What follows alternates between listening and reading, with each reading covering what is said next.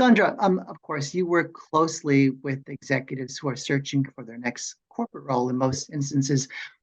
What are some common considerations for the corporate executive who aspires to land a role in P? In other words, as you're strategically thinking about pursuing this, what should you be mindful of as you begin that quest?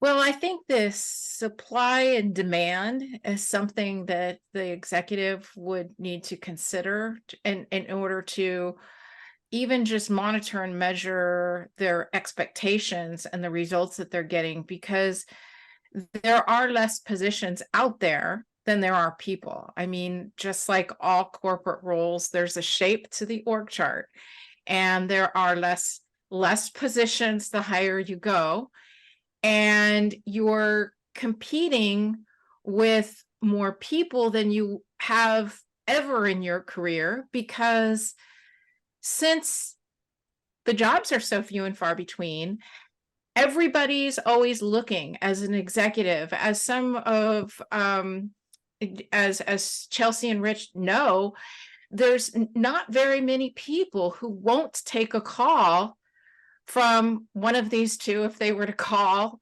with an opportunity, because we've all realized the jobs are few and far between. So you always better keep your eyes open all the time. So what that means is there's less demand, there's more supply. So the supply and demand just does not work in your favor. So these things these elements that Rich and Chelsea meant, you have to amplify them even more to compete. You have to be much more of a nail on the head. You have to be much more of a direct hit, because the competition is thick.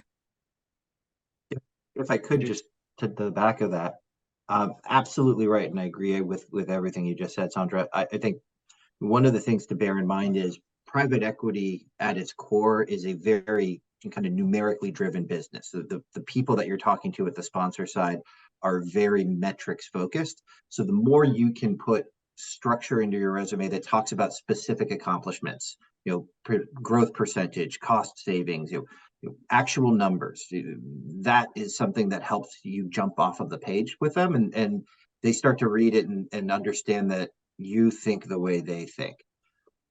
The other thing I'd add to that is they're big believers in past performance being a predictor of future success. So if it's a new sector for you, moving laterally can actually be pretty advantageous, and you'll have a better chance of that motion than taking a forward step in a career progression sense. Once you're there, pay for performance and reward is huge in private equity, so you can accelerate up the chain pretty fast, but I would suggest in keeping some of those elements in mind too.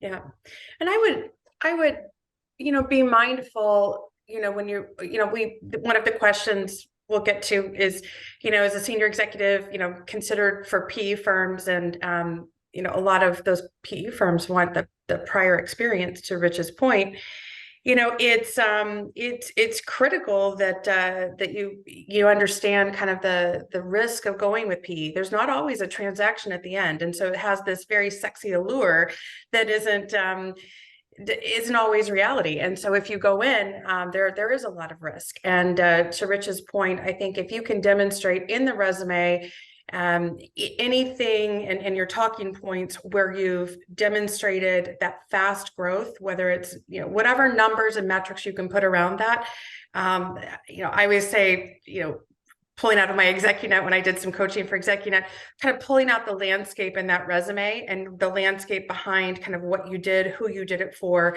and building that out so it tells a story when you're not there to speak to the resume over their shoulder.